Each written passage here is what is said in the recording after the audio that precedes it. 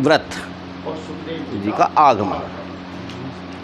सूत जी कहते हैं, राजधानी में पहुंचने पर राजा परीक्षित को अपने उस निंदनीय कर्म के लिए बड़ा पश्चाताप हुआ। वे अत्यंत उदास हो गए और सोचने लगे, मैंने निरपराध एवं अपना तेज छिपाए हुए ब्राह्मण के साथ अनार्य पुरुषों के समान बड़ा नीच व्यवहार किया।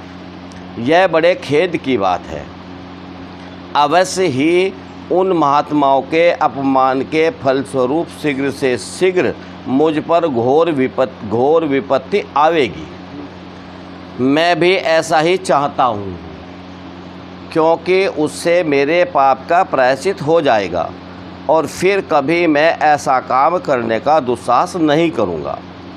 ब्राह्मणों की क्रोधाग्नि आज ही मेरे राज सेना और भरे पूरे खजाने को जलाकर खाक कर दे, जिससे फिर कभी मुझ दुष्ट की ब्राह्मण देवता और गौं के प्रति ऐसी पाप बुद्धि न हो। वे इस प्रकार चिंता कर ही रहे थे कि उन्हें मालूम हुआ ऋषि कुमार के श्राप से तक्षक मुझे डसेगा। उन्हें वह धधकती हुई आग के समान तक्षक का डसना बहुत भला मालूम हुआ। उन्होंने सोचा कि बहुत दिनों से मैं संसार में आसक्त हो रहा था, अब मुझे शीघ्र वैराग होने का कारण प्राप्त हो गया। वे इस लोक और परलोक के भोगों को तो पहले से ही तुच्छ और त्याज्य समझते थे, अब उनका स्वरूपत त्याग करके भगवान श्री कृष्ण के चरण कमलों की सेवा को ही सर्वोपरि मानकर आमरण अनशन व्रत लेकर वे गंगा तट पर बैठ गए। क्या मानना उन्होंने? सर्वोपरि क्या मानना? चरण कमल। क्या मानना? मैं तो नारे से लगाना चाह रहा था चरण कमल का, जब शब्द आ मैं बहुत चरण कमल की मैं आ गया, मुझे याद हो गए हो।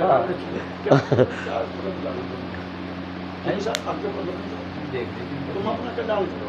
हाँ, दूसरे कल्याण चक्कर में अपना रोका है। वो अपने जिसको बैठी नहीं ले उसको तुम तो डालो बच्चे। तो उन्होंने नहीं पढ़ा, उसमें क्या लिखा?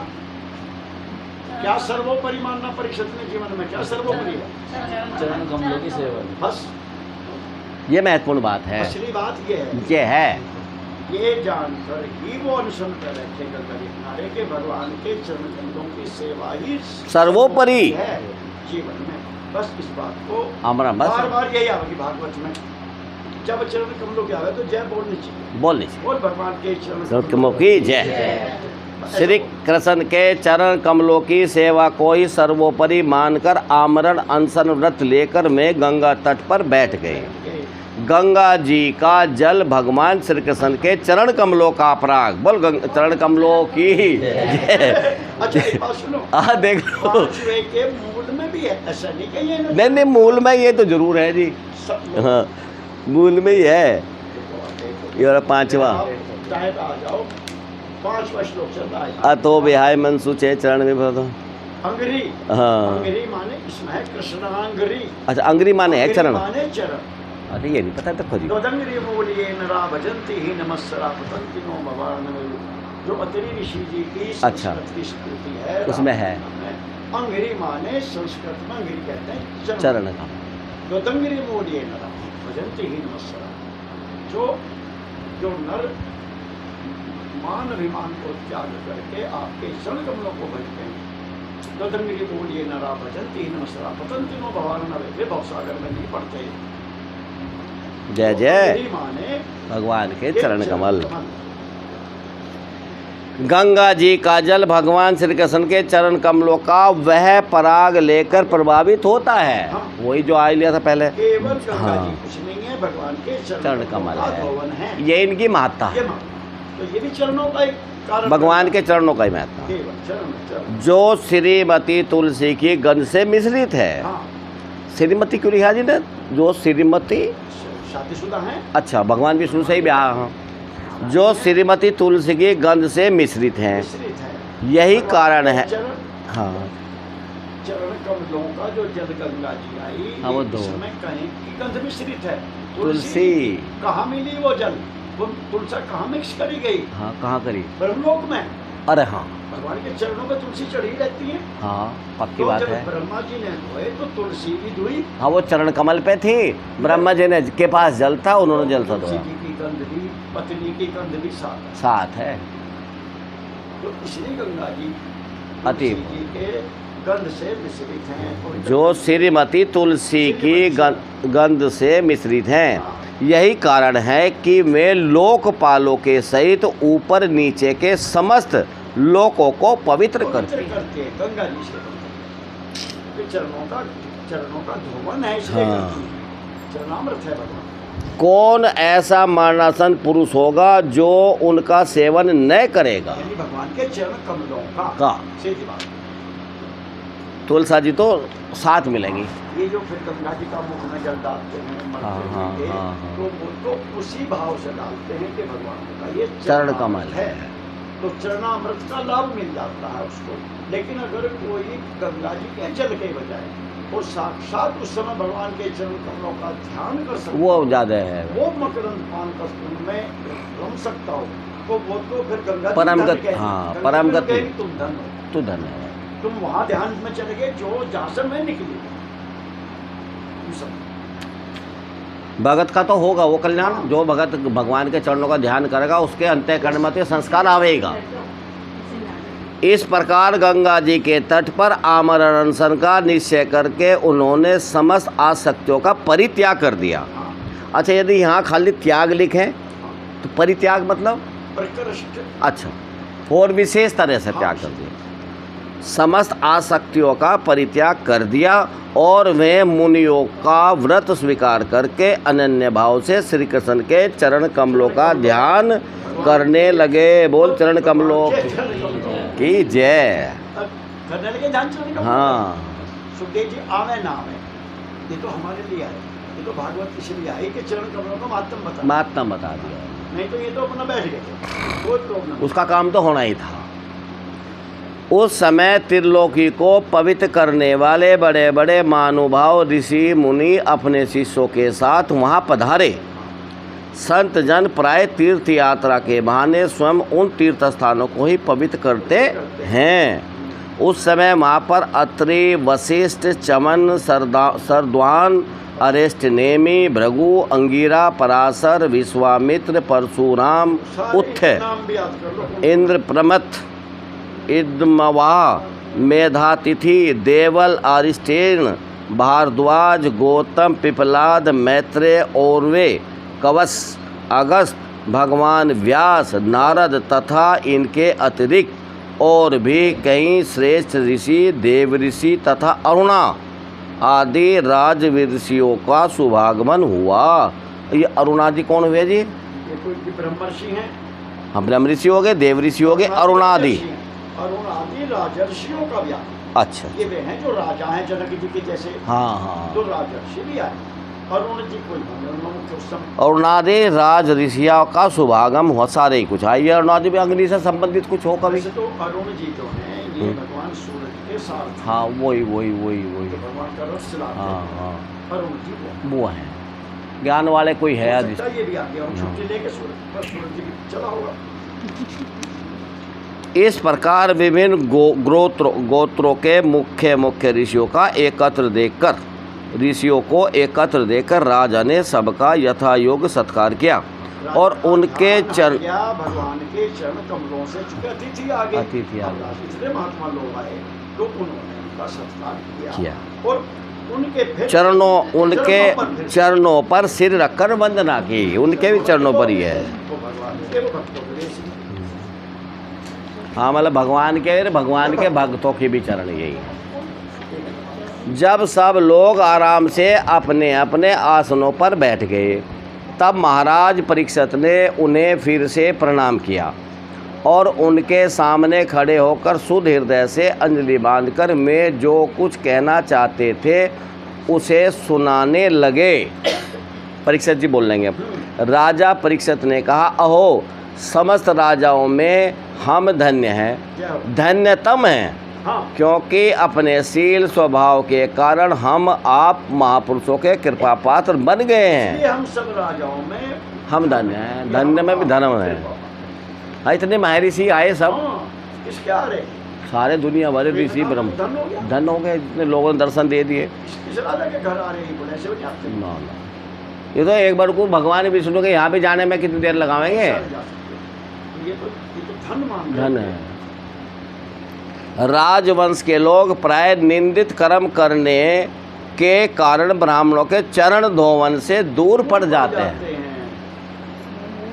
चरण धोवन से दूर पड़ जाते हैं। यह कितने खेद की बात है। मैं भी राजा ही हूँ, निरंतर देह गे में आसक्त रहने के कारण मैं भी पाप रूप ही हो गया हूँ। इसी से शरीर में घर में ही आसक्त रहता हूँ, इसलिए मैं भी पाप हो गया। रूप ही होगा। सबसे बड़ा पाप है ये। हाँ, इसी से स्वयं भगवान ही ब्राह्मण के श्राप के रूप में मुझ पर कृपा करने के लिए पधारे हैं। ये मुनि ब्राह्मण का शाप नहीं हुआ, ये मेरे मैं लिए वरदान हुआ है। वो गौतम नारी कहते हाँ, गौतम ने अहिल्या जी के में अहिल्या जी कहते हैं, उस स्मृति है बहुत अच्छी भगवान। मुनि शाप जो दीना अति भले। ओहो, बड़ा अच्छा किया था गौतम महाराज ने हमारे। मुनि शाप जो दीना अति भले दीना परम अनुग्रह में। तो आज समझ में आया उन्होंने शाप कि क्यों भरी लोचन भव भय मोचन, यही लाभ शंकर का।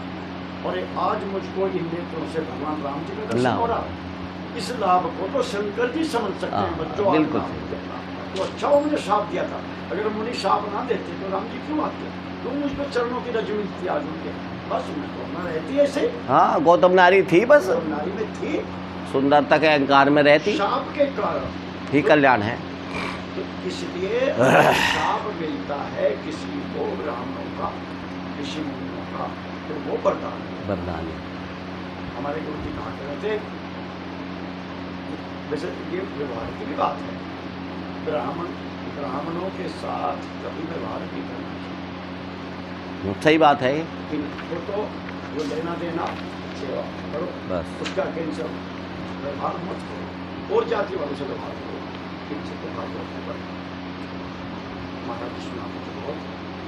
गंगा जी का तैरना और विपरण से व्यवहार मना है। गंगा जी में तैरना कुछ मत खाओ, गंगा जी में तो जाओ ऐसे डुबकी और बाहर निकलो, दंड स्नान बोलते हैं। बाप हाथ ऐसे भी नहीं बन सकते, तौलिया भी लगाना पड़ता है। हाँ, मतलब डुबकी लगाओ, निकल तौलिया से गंगा जल में कूद सकते तुरंत, बस जूं के दो कपड़े पहन लो, गिल्ले में। गंगा जी का तैरना और विप्रों से व्यवहार अगर कोई करता है तो हम कहा कि दोनों हाथ लड्डू, दोनों हाथ लड्डू हैं। पार गया तो पार है। मतलब गंगा जी में तैर के पार हो गया, पार में होना मुश्किल है। हाँ, हरी विशाल और बीच में सांप हैं, घड़ियाल हैं, बहुत हैं। मगरमच्छ खा लेंगे आपको, पर थक जाओगे, डूब जाओगे। तो वाइदी में पार हो गए तो आप पार हो गए। ऐसे ब्राह्मणों के व्यवहार में अगर आपने व्यवहार कुशलता निभा के और पार कर लिया, इसका निभा दिया आपने उनके साथ व्यवहार, तो बहुत तो बढ़िया। पार हो ही गए। और डूब गया तो पार। हाँ, अगर डूब गए आप गंगा जी में तो उससे भी पार जाओ। ऐसे ब्राह्मणों के अगर व्यवहार में आप डूब गए तो शाप देंगे, बस साफ दे, कल्याण होगा। उनका शाप से लोरा कल्याण होगा। तो दोनों स्थिति में है, वैसे इनसे व्यवहार नहीं करना चाहिए। हाँ, सामान्य रूप से तैरना नहीं, नहीं चाहिए, निषिद्ध कर्म हाँ, है। लेकिन मान लो फेल हो गए तो भी ये कल्याण। मैं भी ये हो गया जी। मैं भी राजा ही हूँ, निरंतर देह में आसक्त रहने के कारण मैं भी पाप रूप ही हो गया हूँ। इसलिए स्वयं भगवान, कृपा करने। हाँ, ब्राह्मण साहब मुझ पर कृपा हो गया जी। 14 ब्राह्मणों, अब मैंने अपने चित्त को भगवान के चरणों में समर्पित कर दिया है। बोल चरण भगवान की जय। जय। आप लोग और माँ गंगा जी शरणागत जानकर मुझ पर अनुग्रह करें। ब्राह्मण कुमार के शाप से प्रेरित कोई दूसरा कपट से तक्षक का रूप धरकर मुझे डस ले अथवा स्वयं तक्षक आकर डस ले, इसकी मुझे तनिक भी परवाह नहीं। मुक्त हो गया। आप लोग कृपा करके भगवान की रसमय लीलाओं का गायन करें। मैं आप ब्राह्मणों के चरणों में प्रणाम करके पुनः यही प्रार्थना करता हूँ कि मुझे कर्मवश चाहे जिस योनि में जन्म लेना पड़े, भगवान श्री कृष्ण के चरणों में मेरा अनुराग हो, उनके चरण आश्रित महात्माओं से विशेष प्रीति हो और जगत के समस्त प्राणियों के प्रति मेरी एक सी मैत्री रहे, मैं ऐसा आप आशीर्वाद दीजिए। ये भगवान के चरणार मेरा अनुराग बना रहे, सीताराम चरण रति मोरे अनुदिन पढ़ूं, अनुग्रह तोरे। बस ये वरदान तो यह वर मांगो कृपा निकेता। महाराज परीक्षित परम धीर थे। वे ऐसा दृढ़ निश्चय करके गंगा जी के दक्षिण तट पर पूर्वाग्रह कुशों के आसन पर उत्तर मुख होकर बैठ गए। पूर्वाग्र कुशाओं के आसन पर उत्तर मुख होकर बैठ गए। राजकाज का भार तो उन्होंने पहले ही अपने पुत्र जन्मेजय को सौंप दिया। पृथ्वी के एक छत्र सम्राट परीक्षित जब इस प्रकार आमरण अनशन का निश्चय कर बैठ गए, तब आकाश में स्थित देवता लोग बड़े आनंद से उनकी प्रशंसा करते हुए वहाँ पृथ्वी पर पुष्पों की वर्षा करने लगे तथा उनके नगारे बार बार बजने लगे। सभी उपस्थित महर्षियों ने परीक्षित के निश्चय की प्रशंसा की और साधु साधु कहकर उनका अनुमोदन किया। ऋषि लोग तो स्वभाव से ही लोगों पर अनुग्रह की वर्षा करते रहते हैं। यही नहीं, उनकी सारी शक्ति लोक पर कृपा करने के लिए ही होती है। उन लोगों ने भगवान श्री कृष्ण के गुणों से प्रभावित परीक्षित के प्रति उनके अनुरूप वचन कहे। राज ऋषि शिरोमणे भगवान श्री कृष्ण के सेवक और अनुयायी आप पांडुवंशियों के लिए यह कोई आश्चर्य की बात नहीं है, क्योंकि आप लोगों ने भगवान की सन्निधि प्राप्त करने की आकांक्षा से उस राज सिंहासन का एक क्षण में ही परित्याग कर दिया, जिसकी सेवा बड़े बड़े राजा अपने मुक्तों से करते थे।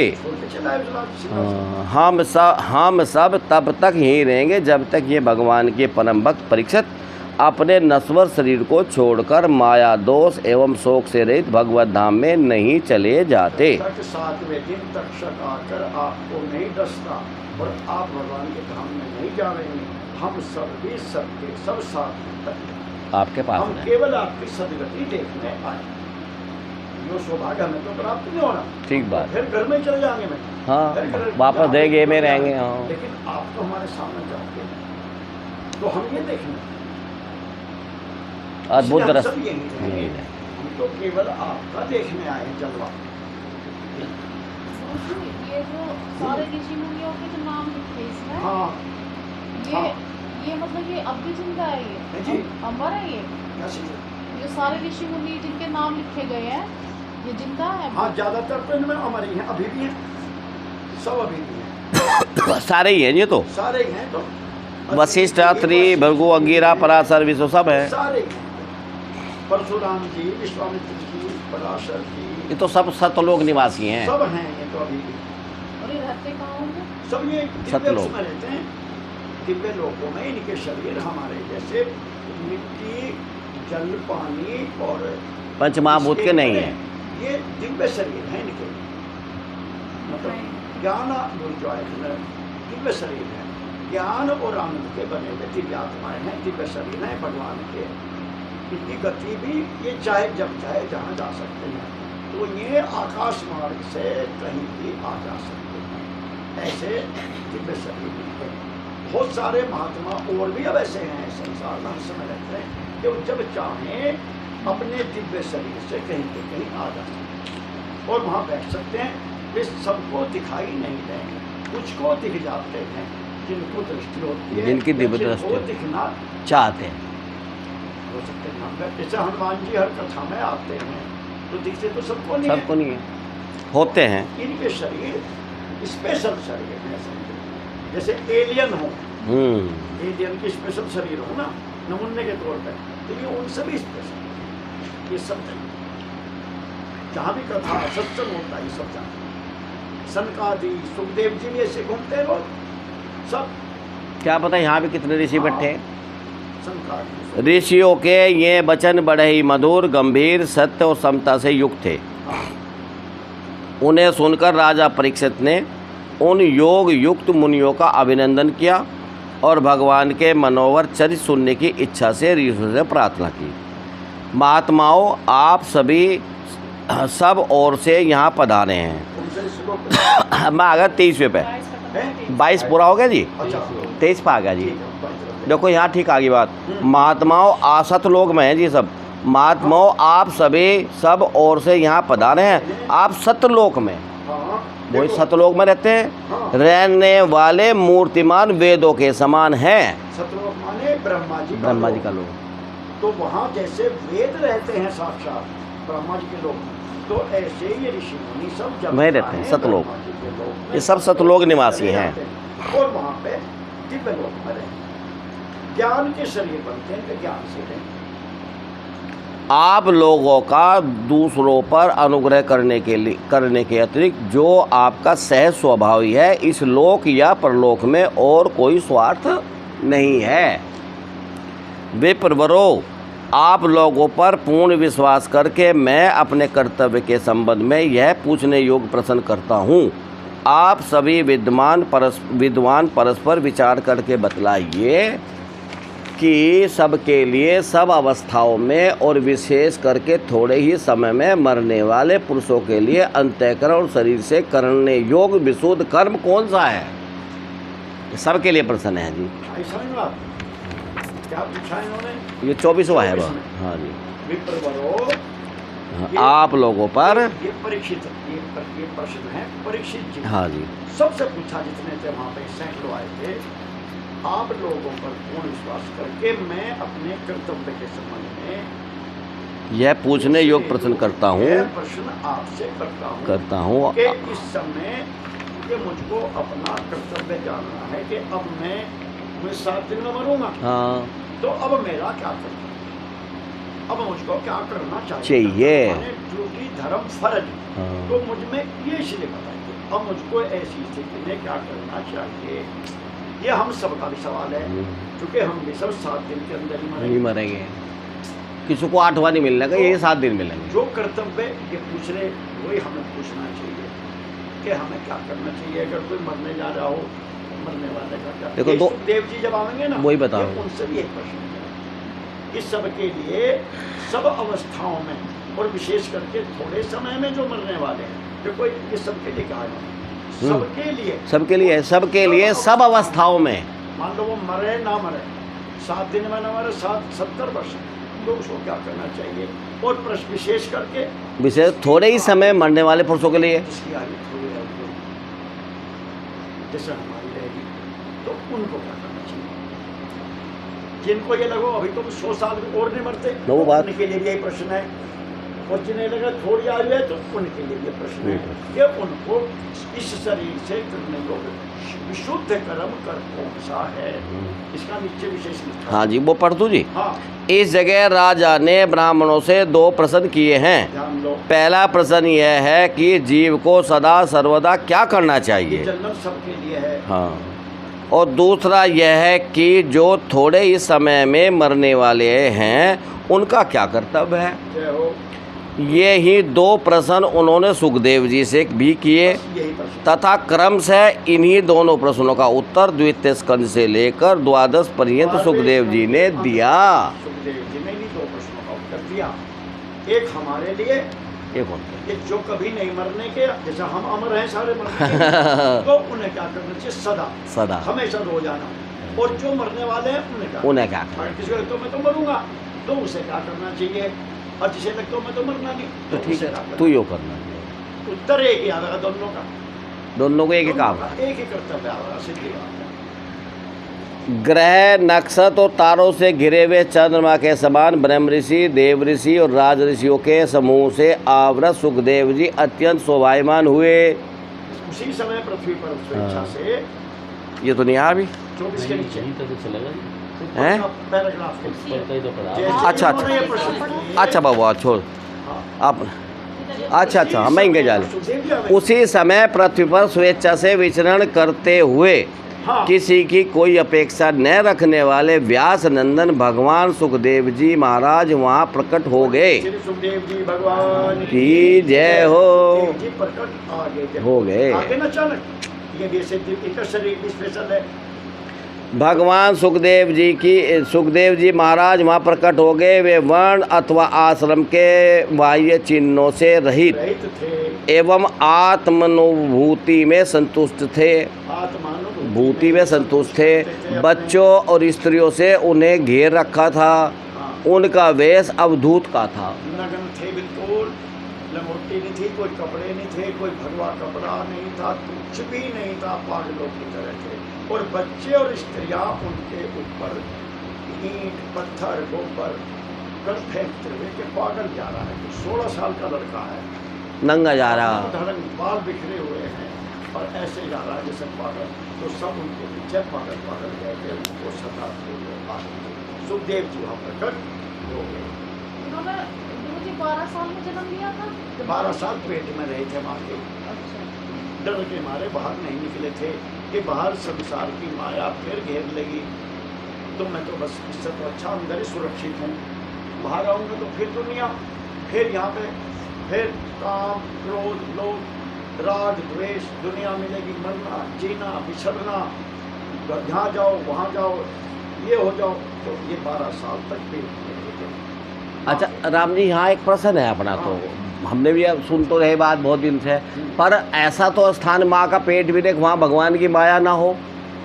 माया तो है भगवान की, पर वहाँ भगवान भी तो रहते हैं जो रक्षा करते गर्भ की। वो तो स्थान कोई भी नहीं है जहाँ भगवान ना रहे, पर भगवान की माया तो वहाँ भी है, घर में भी है, गुफा में भी है, हाँ सब जगह, हिमालय में भी। हाँ। पर अच्छा, बढ़िया कि माँ बढ़िया माया माँ बढ़िया है। नहीं, यहाँ खतरनाक अच्छा है। उस लिहाज से उस लिहाज से बात, हाँ जल में चले जाओ। हाँ। अरे मैं माया तो पेट में भी है, सुखदेव जी कह ही रहे, पर माया की वजह से हमारे माया तो यहाँ भी है, माया तो मोहल्ले में भी है, सब जगह है। और बाजार में चल तो बैग ठाक माँ है। हो ठाडी, हाँ चूँकि माया का निषेध तो पेट में भी नहीं है। लेके जाओ, हो खतरनाक। और किसी चाट वाले के चले जाओ। हाँ, अच्छे बुरे का भेद हो तो सके। माया तो घर में भी है, हाँ माँ भी है, तो घर में भी है, लेकिन अपना काम चला हुआ है। काम चला हुआ है। पेट भरने के लिए यहाँ जा रहे हो, क्या खा लोगे आप? चटनी और हाँ यही ऐसे ऐसे, इसलिए भीतर ही ठीक है, और तो कोई हाँ मतलब अवस्था थी। चरण हाथ जंगा भुजाएं कंधे कपोल और अन्य सब अंग अत्यंत सुकुमार थे, सुंदर थे। बच्चे जैसे हुए थे वैसे के वैसे। नेत्र बड़े बड़े और मनोहर थे। हाँ, नासिका कुछ ऊंची थी। कान बराबर, भगवान बड़ा रूप है। कान बराबर है, हाँ इनके भी बराबर थे। कान बराबर थे। सुंदर भौहें थी। इनसे मुख बड़ा ही शोभायमान हो रहा था। गला तो मानो सुंदर शंख ही था। हंसली ढकी हुई, छाती चौड़ी और उभरी हुई नाभि, छाती चौड़ी और उभरी हुई। हंसली ये हाँ जो हाँ दिखाई दे, हंसली, हाँ तो ये उनकी मांस में ढकी हुई थी, नाभि भंवर के समान गहरी गहरी थी। तथा उदर बड़ा ही सुंदर तिवली से युक्त था। लंबी लंबी भुजाएं थी। तिलवली माने पेट में जो 3 निशान, तीन रेखाएं। सलवट, सलबट, जिसका पेट पतला अवैसा होता मुलायम, उसके 3 रेखाएं, नहीं तो टाइट ही रहे। हाँ हाँ तो पेट भगवान का होती है 3 रेखाएं। हाँ, ये बालों की होती है। ये बाल इस प्रकार के हों, या तिवली पे बाल हो इसी तरह। बाल तिवली बालों की बनती है भगवान की। तिवली जो बनती है पेट, वो खाल की नहीं बनती। उनकी खाल पे इस प्रकार की भौएं वो होती है, रोएं। 3 सलवट हैं, 3 सलवट है। क्योंकि भगवान का पेट इतना बड़ा है, हाँ। 3 जगह से वो जी जी तह हैं, ऐसे ही है। सुंदर थी। लंबे लंबे मुखर पर घुंघराले बाल बिखरे हुए थे। हाँ, इस दिगंबर वेश में मैं श्रेष्ठ देवता के समान तेजस्वी जान पड़ते थे। श्याम रंग था। चित्त को चुराने वाली भरी जवानी थी। मैं शरीर की छटा और मधुर मुस्कान से स्त्रियों को सदा ही मनोहर जान पड़ते थे। यद्यपि उन्होंने अपने तेज को छिपा रखा था, फिर भी उनके लक्षण जानने वाले मुनियों ने उन्हें पहचान लिया और वे सब के सब अपने अपने आसन छोड़कर उनके सम्मान के लिए उठ खड़े हुए। परशुराम जी भी खड़े हुए, विश्वामित्र जी भी, वशिष्ठ जी भी, इनके पिताजी व्यास जी भी, पराशर बाबा जी भी थे, इनके भाई देवल भी थे, सब खड़े। पिताजी व्यास जी भी, तो सुखदेव जी सब खड़े हो गए। बड़े बड़े ऋषि नारद जी भी थे, सब थे दिगंबर, सब एक से वो सुखदेव आगे सुखदेव। राजा परीक्षित ने अतिथि रूप से पधारे हुए सुखदेव जी को सिर झुकाकर प्रणाम किया और उनकी पूजा की। उनके स्वरूप को न जानने वाले बच्चे और स्त्रियां उनकी यह महिमा देखकर वहां से लौट गए। सबके द्वारा सम्मानित होकर सुखदेव जी श्रेष्ठ आसन पर विराजमान हुए। परीक्षित ने विशेष अभिनंदन प्रणाम किया और मैं आकर के आसन पर ओटो में विराजमान। अब तो अपने आप ही बैठ गए। सोनाली व्यासपीठ ग्रह नक्श देखो, इनका तो सारा रंग ढंग भगवान जी वाला, ये तो भगवान ही आ गया अवतरित है। ग्रह नक्षत्र और तारों से घिरे हुए चंद्रमा के समान ब्रह्म ऋषि, देव ऋषि, राज ऋषियों के समूह से आवृत सुखदेव जी अत्यंत शोभायमान हुए।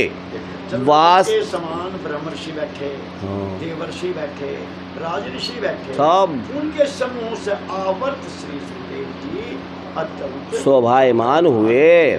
चंद्रमा के समान वास्तव में वे महात्माओं के भी आदरणीय थे। जब प्रखर बुद्धि सुखदेव जी शांत भाव से बैठ गए, तब भगवान के परम भक्त परीक्षित ने उनके समीप आकर और चरणों पर सिर रखकर प्रणाम किया। बोल चरण भगवान की जय हो। फिर खड़े होकर हाथ जोड़कर नमस्कार किया। उसके पश्चात बड़ी मधुर वाणी से उनसे यह पूछा। अब परीक्षित जी पूछते सुखदेव जी से। परीक्षित ने कहा, ब्रह्म स्वरूप भगवान, आज हम बड़भागी हुए, क्योंकि अपराधी क्षत्रिय होने पर भी हमें संत समागम का अधिकारी समझा गया। ये असली बात तो यह है जी। आगे संत दर्शन देकर सत्संग का हमें अधिकारी समझाने तो आप नाचते हैं। हाँ, जबकि अपराध भी ऋषियों का ही तो किया, सांसारिक अपराध तो ऋषियों का ही है। और आप ही आगे भी अरे आप ही बता, भाई मेरा कल्याण कर संत समागम का अधिकारी समझा। आज कृपा पूर्वक अतिथि रूप से पधार कर आपने हमें तीर्थ के तुल्य पवित्र बना दिया। जय जय। आप जैसे महात्माओं के स्मरण मात्र से ही गृहस्थों के घर तत्काल पवित्र हो जाते हैं। फिर दर्शन स्मरण मात्र सुखदेव जी जैसे महात्माओं का स्मरण कर लो तो गृहस्थों के घर पवित्र आ जाना तो घर में बहुत बड़ी बात है। फिर दर्शन, स्पर्श, पाद प्रक्षालन और आसन दान आदि का सुअवसर मिलने पर तो कहना ही क्या है। स्मरण सभी घर कर रहे तो कल्याण हो जाएगा। महायोगिन जैसे भगवान विष्णु के सामने दैत्य लोग नहीं ठहरते, वैसे ही आपकी सन्निधि से बड़े बड़े पाप भी तुरंत नष्ट हो जाते हैं। संत दर्शन जी में पातक, संतों के दर्शन होते ही सब खत्म, सब चले। हाँ। अवश्य ही पांडवों के स्वद भगवान श्री कृष्ण मुझ पर अत्यंत प्रसन्न हैं। उन्होंने अपने फुफेरे भाइयों की प्रसन्नता के लिए उन्हीं के कुल में उत्पन्न हुए मेरे साथ भी अपनेपन का व्यवहार किया। भगवान श्री कृष्ण की कृपा न होती तो आप सरीखे कांत वनवासी अव्यक्त गति परम सिद्ध पुरुष स्वयं पधार कर इस मृत्यु के समय हम जैसे प्राकृत मनुष्यों का क्यों दर्शन देते। अगर भगवान की कृपा न होती हाँ, तो हमारे जैसे आप कहाँ चाहते, आप तो बिल्कुल एकांत में जंगलों में रहने वाले हैं। आपका तो इनसे कोई मतलब था ही नहीं है। कैसे आते हैं? पर हमने बुलाया नहीं, कुछ फोन नहीं, हमने कुछ पता नहीं था। हाँ।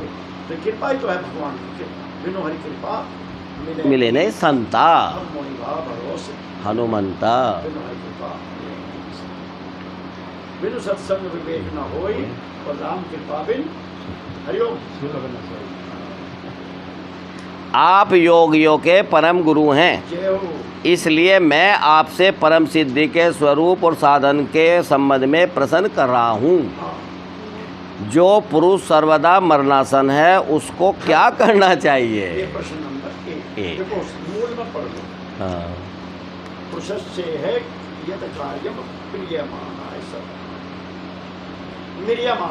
मिरियमाणाय माने जो कभी भी मर सकता हो, जैसे हम। अच्छा, वो मिरियमाना हो। मिरियमानाश माने जो मरने जा रहा हो, जो मरने वाला हो, जो मरेगा, तो उसका क्या करता है। जो पुरुष सर्वदा, हाँ सर्वदा मरणासन है, हर वक्त ही मरणासन है, कभी भी हम कभी हर क्षण मर सकें, कभी भी मर सकते हैं। तो और जब भी मरेंगे जब भी नहीं तो होगा। वो हाँ जो अच्छा मर गया अचानक, कि हाँ खबर ही मिला है बस दूसरों को, मर गया भाई, मर तब गया। तो ठीक थे, मर गया। हाँ तो कभी भी मरेंगे नहीं मरेंगे, तो सबके लिए पश्चिम जो मिरियमान हाँ, जो मिरियमान। मिरियमान है, मिरियमान माने मरने वाला, तो मिरियमानस्य सर्वथा सर्वथा कार्यम, किनका उसको क्या कर्तव्य क्या करना चाहिए, जो मरने वाला हो, तो हम सब मरने वाले। हाँ हम तो उसी कैटेगरी में हैं, उसी वर्ग के लोग हैं। इन पे तो 7 दिन की गारंटी भी है। हाँ इन पे हाँ तो हाँ, शर्त 7वें दिन ही आवेगा। हाँ इससे पहले नहीं आ 6वें दिन आने का। सकता ना। और हमारा हो सके आज आ जा, हाँ तो कभी भी आ सकता है। 7 दिन है। कथा पूरी होने के बाद किसी का कभी भी आ सकता है। हाँ कथा में तो आने का, कथा में तो आने का नहीं, इसकी तो है गारंटी। भगवान लेकिन सुनो जो लेट आवे उनका भी नहीं आने का। भगवान माफ़ी देता का, उन्होंने कहा चलो देर से सही आए तो सही मेरे दरबार में, ये हाँ। जो बीच बीच में जावे उनका भी मना लेंगे भगवान को, इतना तो छूट है वहाँ। दाखिला तो है, नहीं नाम तो दाखिला। हाँ दाखला तो हो रहा उसका भी। भगवान साथ ही यह भी बतलाइए कि मनुष्य मात्र को क्या करना चाहिए, ये भी आगे सामान्य आदमी को भी क्या करना, वे किसका श्रवण किसका, ये प्रश्न। हाँ हाँ पहले आ गया कि ये सुखदेव से पूछेंगे कि तो मनुष्य मात्र को जीवों को रोज क्या करना चाहिए। अब हम जो मरने के नहीं, हाँ हाँ जो हम यही माने हम मरे नहीं, यही मान लो तो चलो, उन्हें क्या करना चाहिए, और जो मरेगा किसी उन्हें को नहीं मैं तो मरूंगा, तो उसे क्या करना चाहिए। बात एक ही है। कोई तो बात है, ऐसे तो कोई और नहीं कह सकता। हाँ कह लो बस बात एक ही है। वे किसका, यह खोल दी बात, वे किसका श्रवण किसका जप किसका स्मरण और किसका भजन करें तथा किसका त्याग करें। भगवत स्वरूप मुनिवर आपका दर्शन अत्यंत दुर्लभ है, क्योंकि जितनी देर एक गाय दूही जाती है गृहस्थों के घर पर, उतनी देर भी तो आप नहीं ठहरते। 10 मिनट तो बहुत जल्दी डूब जाए। सोत जी कहते हैं। यहाँ आगे और अब यहाँ रहोगे 7 दिन। हाँ हाँ अब देखो तो आप 7 दिन तक रात दिन यहीं रहोगे। सुखदेव जी का और कहीं वर्णन नहीं, वो एक साठी के हों कहीं वर्णन नहीं है उनका। सूत जी कहते हैं जब राजा ने बड़ी ही मधुर वाणी से इस प्रकार संभाषण में प्रश्न किए, तब समस्त धर्मों के मर्मज्ञ व्यास नंदन भगवान श्री सुखदेव जी उनका उत्तर देने लगे। इति श्रीमद् भागवते महापुराणे ये नहीं पढ़ जाने का जी दशसहस्रहं परमहंसायां सहितायां प्रथम स्कंदे सुकागमन नामे को ने 20 अध्याय सुखदेव जी के आगमनम के नाम से जो प्रसिद्ध है। अच्छा ये क्या हुआ जी, वैयासिक के वैयासिक के माने वैयासिक है, वैयासिक 18 हाँ महापुराणे, तो यहाँ सुखदेव जी का आगमन हुआ। 18 शास्त्रियां ये आशिक्या हाँ पता नहीं क्या है व्यास जी, क्या वैयासिक टाइम दशा। अच्छा वैयासिक्याम 18 व्यास जी के 18। अच्छा तो सहस्र है, सहस्रियाम परमहंसयाम, वेद व्यास जी के 18 उनमें परमहंसा, परमहंसों की जो संहिता है प्रथम स्कंद है, हाँ 19वां अध्याय, प्रथम स्कंद में 19 अध्याय। 19 अध्याय पूरे प्रथम स्कंद के। अब दूसरा स्कंद